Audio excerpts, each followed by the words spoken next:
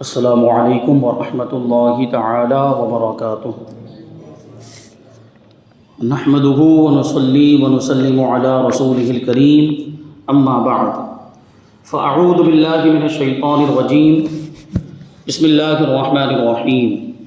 ان اللہ وملائکتہ یصلون علی النبی یا ایہا الذین آمنوا صلوا علیہ وسلموا تسلیما۔ اللهم صل على سيدنا ومولانا محمد معطن الجود والكرم وآله الكرام وابنه الكريم وبارك وسلم صلاة وسلاما عليك يا رسول الله صلی اللہ تعالی علیہ وسلم۔ عزیزان ملت اسلامیہ، الحمدللہ رب العالمین کی تفسیر جاری ہے۔ ترجمہ ہے تمام تعریفیں اس اللہ کے لیے جو سارے جہان والوں کا رب ہے۔ تو رب العالمین کا مطلب ہوا سارے جہان والوں کو پالنے والا۔ تو اس کے بارے میں رب کی جو تفسیر تھی وہ گزر چکی، اب عالمین کے بارے میں بتائیں گے کہ عالمین یہ عالم کی جمع ہے، یعنی جمع مطلب بہوچن، عالم ایک وچن اور عالمین بہوچن، ایک ہو تو عالم کہیں گے اور ایک سے زیادہ دو سے زیادہ ہو عربی میں تو اس کو عالمین کہیں گے۔ تو اب اس سے پتہ چلا کہ ایک عالم نہیں بلکہ بہت سارے عالم ہیں، بہت سارے جہان ہیں۔ اس کے بارے میں کہتے ہیں کہ عالم یہ علم سے بنا ہے۔ علم کا مطلب ہوتا ہے نشان، علامت، اور دنیا کو عالم اس لیے کہتے ہیں کہ اس کی ہر چیز اپنے خالق کی نشانی ہے۔ دنیا میں جتنی بھی چیزیں موجود ہیں وہ اپنے وجود کے ذریعے ہی اس بات کی گواہی دیتی ہیں کہ میرا کوئی پیدا کرنے والا ہے، میرا کوئی خالق ہے، میرا کوئی بنانے والا ہے۔ ہر چیز، کیونکہ کوئی بھی چیز بغیر کسی کے بنائے ہوئے نہیں بن سکتی، تو اس کا مطلب یہ ہے کہ یہ ہر چیز دنیا کے اندر جو بھی موجود ہے وہ اپنے رب کی، خالق کی نشانی ہے۔ اللہ کے سوا جتنی بھی چیزیں ہیں سب کو عالم کہا جاتا ہے۔ اللہ تبارک و تعالیٰ کے علاوہ کچھ بھی، ما سوی اللہ، جو بھی اللہ کے سوا ہے سب کو عالم کہیں گے۔ تفسیر روح البیان شریف نے جگہ پر فرمایا کہ 18,000 عالم ہیں۔ کتنے عالم ہیں؟ 18,000 عالم۔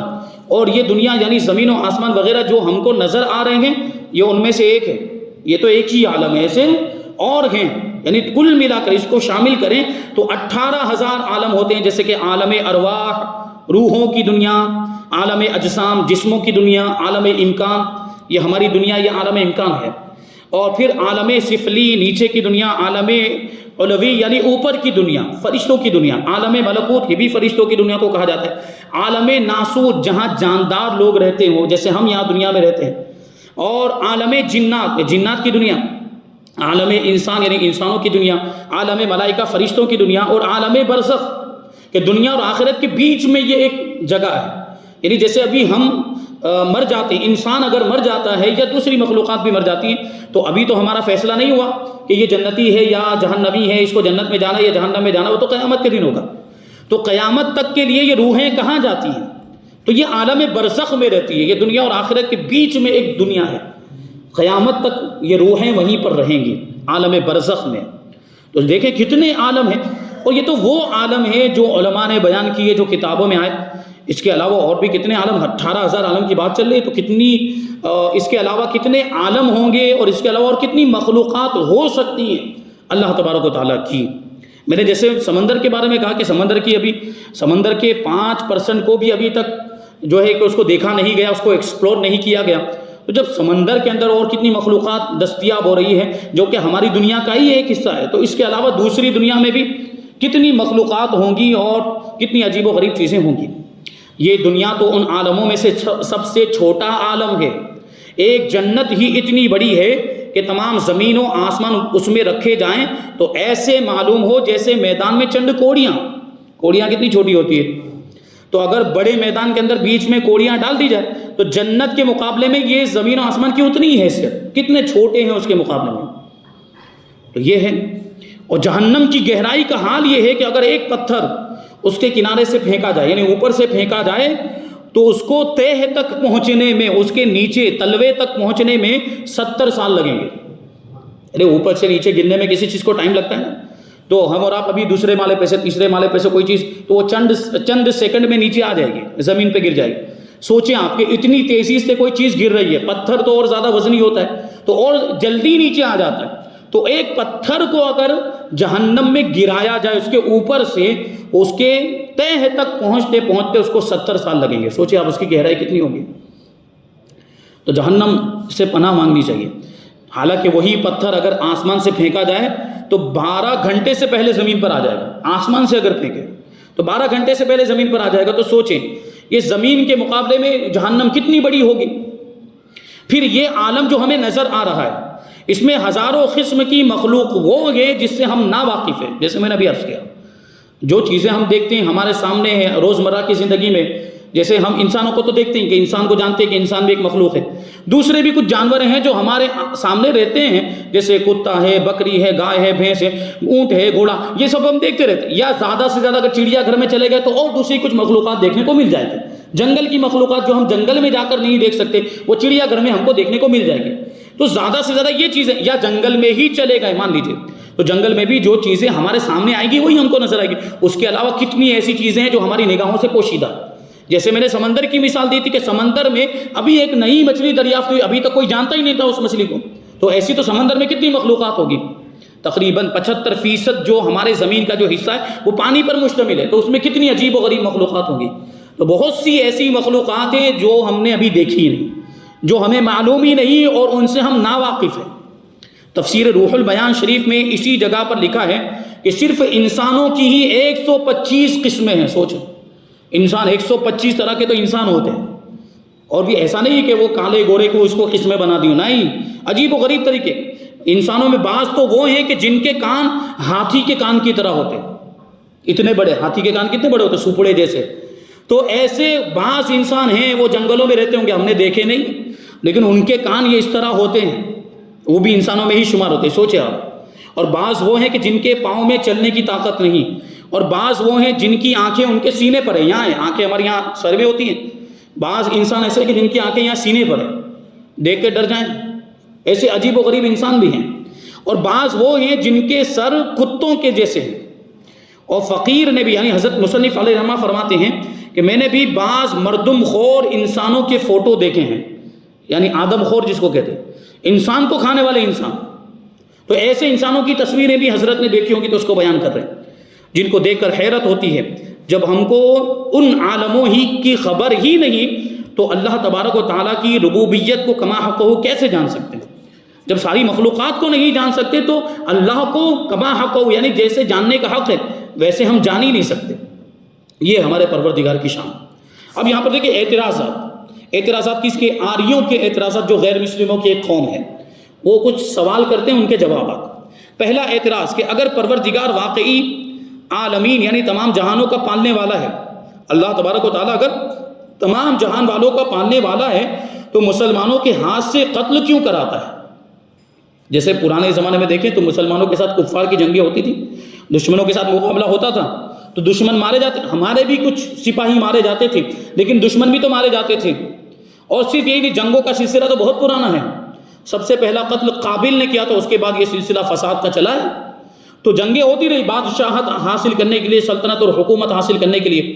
اور اسلام کے اندر بھی جنگیں ہوئی، یعنی ہمارے مقابلے میں جو آئے، ہمیں نقصان پہنچانے کے لیے جو آئے تو ہم نے ان سے مقابلہ کیا ہے اور ان کو قتل بھی کیا. یہ ہماری تاریخ کے اندر ملتا ہے، اسلام کی تاریخ کے اندر یہ موجود ہے. اور ہمارا جو اصول تھا وہ یہی تھا، ہم سامنے سے جنگ کرنے کے لیے نہیں جاتے تھے. جن کی طرف سے ہمیں نقصان کا اندیشہ تھا کہ یہ ہمیں نقصان پہنچائیں گے، یا جو ہم سے جنگ کرنے کے لیے آ گئے میدان میں، اب ہم ان کا مقابلہ کرنے کے لیے نکلتے تھے. تو اگر ظاہر سی بات ہے کہ اگر ہم ان کا مقابلہ نہ کریں، دفاع نہ کریں، ڈیفینس نہ کریں تو کیا ہوگا؟ ہم خود ہی ختم ہو جائیں گے. تو ڈیفینس تو کرنا پڑے گا، ظاہر سی بات. تو یہ ہوا تو مسلمانوں نے پھر کفار کو قتل کیوں کیا؟ اگر وہ سارے جہان والوں کا پالنے والا ہے تو اس میں تو کفار بھی آتے ہیں، یعنی وہ کفار کا بھی پالنے والا ہے، تو کفار کو قتل کیوں کروایا؟ جو اسلام کے ماننے والے نہیں ہیں ان کو اللہ تبارک و تعالیٰ نے مسلمانوں کے ہاتھوں کیوں قتل کروایا؟ رب کا کام تو پالنا ہے نہ کہ مارنا. تو اس کا جواب کیا دیں گے؟ اس کا جواب ہے کہ جو ناقص مخلوق ہوتی ہے، یعنی ادھوری مخلوق جس میں کوئی کمی ہوتی ہے، وہ اپنے وجود سے دوسری اعلیٰ مخلوق کی پرورش میں رکاوٹ پیدا کرے، اس کو علیحدہ کرنا ہی یہ پرورش ہے. کبھی ایسا ہوتا ہے کہ کچھ چیزیں نقصان دے رہی ہوتی تو اس کو دور کر دیا جاتا ہے. ابھی میں آپ کو ایک دم نارمل مثال عام طور پر جو سمجھ میں آ جائے، ہمارے سر میں جوں ہوتی ہے، تو جوں بھی تو اللہ کی مخلوق ہے، لیکن وہ ہمیں نقصان دیتی ہے، وہ ہمیں کاٹتی ہے، وہ ہمیں تکلیف پہنچاتی ہے. ہم کیا کرتے ہیں؟ اس کو نکال کے مار دیتے کہ نہیں؟ کیوں؟ کیونکہ وہ اعلیٰ مخلوق کو یعنی انسان کو، اشرف المخلوقات کو تکلیف پہنچا رہی ہے، اس لیے اس کو مارنے کی اجازت بھی ہے، شریعت بھی اجازت دیتی. اسی طرح ہر وہ جانور جو تکلیف دینے والا، جو موذی جانور، جیسا کہ ہمارے گھر میں سانپ آ جائے گا تو ہم اس کو اندر گھومنے دیں گے؟ گھر میں کیا کریں گے؟ ماریں گے اس کو، ورنہ کیا ہوگا؟ سانپ کاٹ لے گا، کسی کا انتقال بھی ہو سکتا ہے. تو کبھی کسی مخلوق کو دوسری مخلوق کی وجہ سے مارا جاتا ہے، وہ فساد کو دور کرنے کے لیے، تکلیف کو دور کرنے کے لیے، تاکہ اس کے ذریعے سے دوسری مخلوق کو پریشانی نہ پہنچے. کسان کھیت میں فصل کے ساتھ کچھ خوبصورت نرم گھاس بھی اور کسان کے کھیت میں اگ جاتی ہے.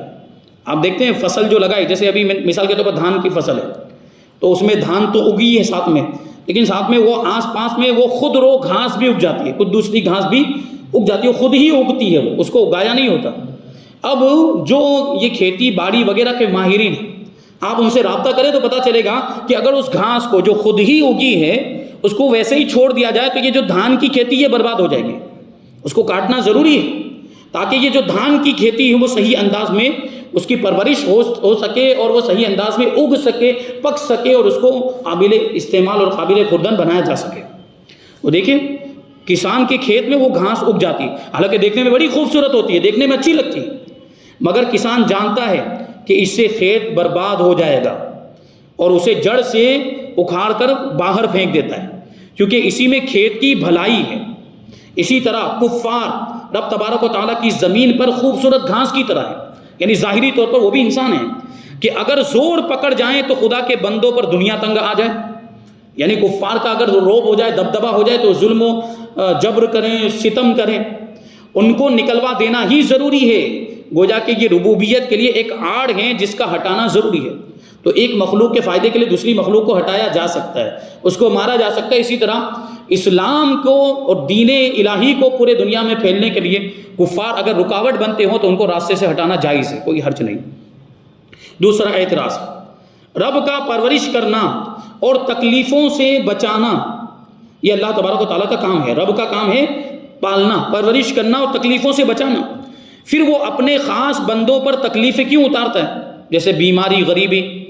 اگر اللہ تبارک و تعالیٰ رب ہے تو رب کا کام یہ ہوتا ہے کہ وہ پرورش کرے. اللہ تعالیٰ رب ہے، اس کا کام یہ ہے کہ وہ ہماری پرورش کرے اور ہمیں تکلیفوں سے بچائے. پھر ہمیں تکلیفوں میں مبتلا کیوں کرتا ہے؟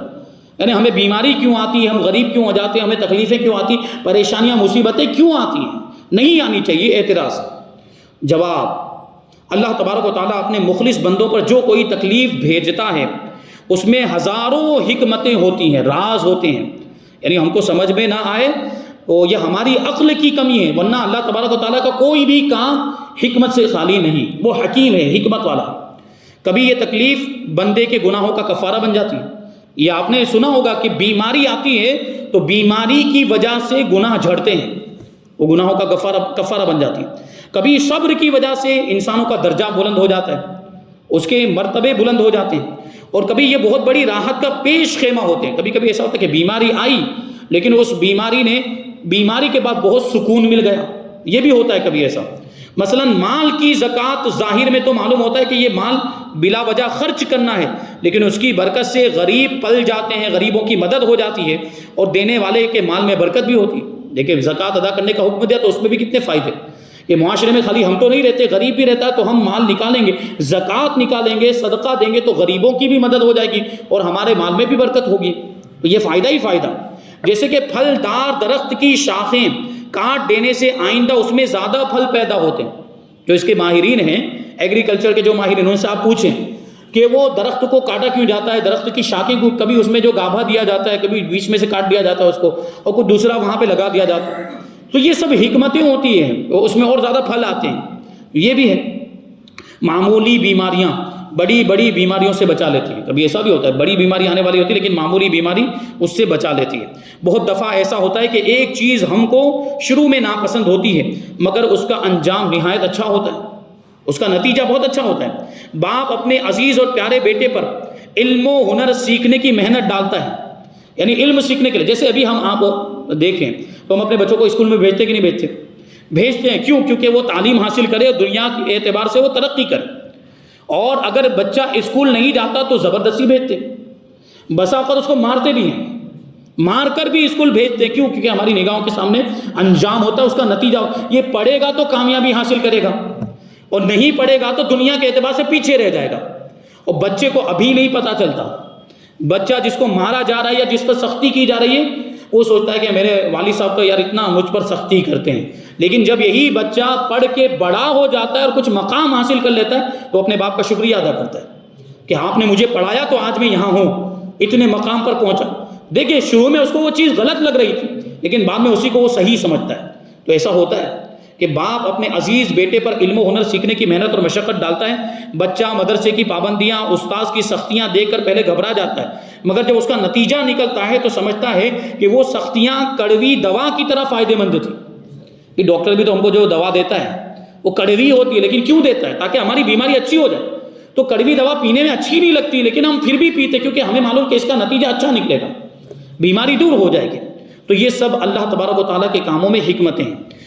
تیسرا اعتراض، اگر حق تبارک و تعالیٰ رب العالمین ہے تو بندوں کی ہر دعا قبول کیوں نہیں کرتا؟ بہت دفعہ ایسا ہوتا ہے کہ ہم دعا کرتے کرتے تھک جاتے ہیں لیکن دعا قبول نہیں ہوتی. ایسا ہوتا ہے، کبھی تو دعا ایک دم سے قبول ہو جاتی ہے، یہ دعا کی اور یہ قبول ہو گئی. کبھی تھوڑا ٹائم لگتا ہے، کبھی قبول ہی نہیں ہوتی. تو اگر وہ رب العالمین ہے، وہ سارے جہانوں کا رب ہے، تو اس کو سب کی دعا قبول کرنی چاہیے، سب کی دعا کو سننا چاہیے. یہ اعتراض. تو اس کا جواب دیتے کہ بندہ اپنی ناسمجھی سے کبھی وہ دعائیں مانگ لیتا ہے جو انجام کار اس کے لیے نقصان دہ ہوتی.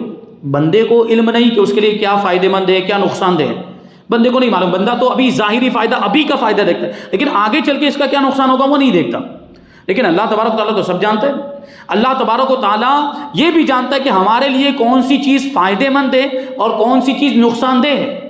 تو کبھی ایسا ہوتا ہے کہ ہم کوئی چیز مانگ رہے ہوتے ہیں اللہ سے، لیکن وہ ہمارے لائق نہیں ہوتی، وہ چیز ہمارے لیے مناسب نہیں ہوتی، یا وہ چیز ہمارے لیے نقصان دہ ہوتی، اس میں ہمارا فائدہ نہیں ہوتا، اس لیے وہ چیز ہمیں نہیں دی جاتی. تو یہ تو اچھا ہوا، یہ تو ہمارے لیے اچھا ہوا نا کہ وہ ہمیں عطا نہیں. پھر یہ بات اگر آپ ذہن میں رکھیں، یہ روایتوں میں بھی آیا کہ اللہ تبارک و تعالیٰ کا ارشاد ہے کہ ادعونی استجب لکم، مجھ سے دعا کرو میں تمہاری دعا کو قبول کروں گا. یہ رب کا وعدہ ہے، مجھ سے دعا کرو میں تمہاری دعا کو قبول کروں گا. اب دعا کا وعدہ، لیکن بسا اوقات ہم دیکھتے ہیں کہ ہماری دعا قبول نہیں ہوتی. ظاہری طور پر ایسا ہوتا ہے، ہم نے دعا کی لیکن ہماری دعا قبول نہیں. اس کے بارے میں روایتوں میں آیا ہے کہ ایسی دعا جو دنیا میں قبول نہ ہوئی ہو وہ آخرت کے لیے ذخیرہ کر کے رکھی جاتی ہے، جمع کر کے. کیا مطلب ہوا؟ کہ یہ جو دعا قبول نہیں ہوئی وہ آخرت میں ثواب کی شکل میں ہمیں عطا کی جائے گی. کہ جو دنیا میں تم نے دعا مانگی تھی اور جو دعا کے بدلے میں تم کو جو چیز مانگی وہ نہیں ملی تھی، لو اس کے بدلے میں یہ ثواب تم کو دیا جاتا ہے. اور اتنا زیادہ ثواب ملے گا کہ جب انسان جو دنیا میں جس نے دعا کی تھی اور جس کی دعا قبول نہیں ہوتی، جب وہ اس دعا کا ثواب دیکھے گا تو خواہش کرے گا کہ کاش کہ دنیا میں میری کوئی دعا قبول ہوئی نہ ہوتی، تاکہ یہ ثواب مل جاتا، مجھے ثواب کا ذخیرہ ہو جاتا، کیونکہ وہاں تو ثواب ہی کی ضرورت ہوگی. تو یہ حکمتیں ہیں. رب تبارک و تعالیٰ چونکہ علیم و خبیر ہے، جاننے والا ہے، باخبر ہے، وہ اپنے عین فضل و کرم سے ان کو قبول نہیں فرماتا. اس کا قبول نہ فرمانا یہ تو اس کا کرم ہے، نہ کہ ظلم، کیونکہ ہمارے لیے اس میں فائدہ تھا ہی نہیں، اس لیے دعا قبول نہیں فرمائی. نا سمجھ بچہ اپنے عقل مند باپ سے شہد مانگتا ہے. نا سمجھ بچہ، چھوٹا سا بچہ اپنے باپ سے شہد مانگتا ہے اور باپ جانتا ہے کہ یہ شہد اس کو نقصان دے گا تو نہیں دیتا. تو بچہ کیا سوچتا ہے کہ میں نے مانگا پھر بھی نہیں ملا، لیکن باپ نے کیوں نہیں دیا؟ باپ نے یہ سوچ کر نہیں دیا کہ یہ شہد اس کو پلاؤں گا تو طبیعت خراب ہو جائے گی، اس کو نقصان دے گا. تو باپ صحیح ہے کہ بیٹا صحیح ہے؟ باپ صحیح ہوا نا. تو یہی ہوتا ہے بلا تشبیہ رب تبارک و تعالیٰ بھی ہمارے فائدے اور نقصان کو جانتا ہے. بے وقوف بیمار حکیم یا ڈاکٹر سے خوش رنگ اور مزیدار دوائیں مانگتا ہے. بے وقوف بیمار اگر وہ جائے گا تو جس کو یہ بات نہیں پتا کہ کڑوی دوا پئیں گے تو فائدہ ہوگا، تو وہ تو چاہے گا کہ مجھے رنگین دوا مل جائے، اچھی دکھنے والی اور اچھی مزیدار، اچھے ذائقے والی، اچھے ٹیسٹ والی مل جائے، کڑوی نہ ہو. جیسے بچوں کو اگر دوا پلائی جاتی ہے تو بچوں کی دوائیں عام طور پر میٹھی ہوتی ہیں، کیونکہ ان کو وہ کڑوی دوا پینے میں تکلیف ہوتی ہے. تو بے وقوف بیمار یہی چاہتا ہے کہ اس کو مزیدار دوا مل جائے، لیکن وہ اس کو کڑوی دوائیں دیتا ہے، ڈاکٹر اس کو کڑوی دوائیں پلاتا ہے. تو یہ اس باپ اور حکیم کا اس پر عین کرم ہے، یہ تو اس کی مہربانی ہے کہ وہ اس کو کڑوی دوا پلا رہا ہے، یا باپ اس کو شہد نہیں دے رہا ہے بچے کو. تو تو اس پر کوئی اعتراض نہیں ہوتا، کوئی یوں نہیں کہتا کہ باپ غلط کر رہا ہے یا وہ ڈاکٹر غلط کر رہا ہے۔ چوتھا اعتراض، رب کے معنی ہے پالنے والا۔ جب اللہ تبارک و تعالیٰ سب کا رب ہے تو چاہیے کہ وہ سب کو پالا ہی کرے، کسی کو موت نہ دے۔ تو کیا ہلاک کرنا بھی ربوبیت ہے؟ یعنی اللہ تبارک و تعالیٰ پالنے والے تو سب کو پالنا چاہیے، کسی کو موت نہیں آنی چاہیے، جبکہ موت آتی ہے۔ اس کا جواب یہ ہے کہ جو لوگ موت سے گھبراتے ہیں وہ موت کی حقیقت کو نہیں سمجھتے۔ موت تو حبیب سے ملنے کا ایک پل ہے، یعنی بندہ جب مرتا ہے تو رب کی بارگاہ میں حاضر ہو جاتا ہے، رب سے ملاقات کرتا ہے۔ اسی موت کے ذریعے سے انسان دنیاوی مصیبتوں سے چھٹکارا پا لیتا ہے۔ مر گیا تو اب سب یہ ٹینشن ختم، سب جھمیلے ختم ہو جاتے ہیں، اور اپنے کیے ہوئے نیک اعمال کی جزا پاتا ہے، حق تبارک و تعالیٰ کا قرب حاصل ہوتا ہے، حضور نبی کریم صلی اللہ علیہ وسلم کی زیارت نصیب ہوتی ہے۔ گویا زندگی ایک کھیتی ہے اور موت اس کی کٹائی، یعنی اس کو کاٹنے کا وہ زمانہ ہے۔ کھیت کا کاٹنا حقیقت میں یہ کھیت کی پرورش کی تکمیل ہے، یعنی کھیت اب مکمل ہو چکا ہے اور کھیتی پک چکی ہے، اب اس کو چھوڑ نہیں سکتے، اب اس کو چھوڑیں گے تو خراب ہو جائے گی، کوئی فائدہ نہیں، تو اس کو کاٹنا ضروری ہوتا ہے، تبھی اس سے فائدہ اٹھایا جا سکتا ہے۔ تو انسان کی زندگی کا بھی ختم ہونا ضروری، تاکہ جو اعمال اس نے کیے وہ اس کا بدلہ دیکھے جا کر۔ ایسے ہی انسان کی زندگی اس کی کمائی کرنے کا وقت ہے اور موت اسی کا پھل پانے کا وقت ہے، اس کا ریزلٹ اور اس کا نتیجہ جو اس کو ملتا ہے وہ موت کے بعد ملتا ہے۔ جو دنیا میں عمل کیے ہوں گے، اگر اچھے عمل کیے ہوں گے تو اچھا بدلہ ملے گا، اور برے عمل کیے ہوں گے تو برا بدلہ ملے گا۔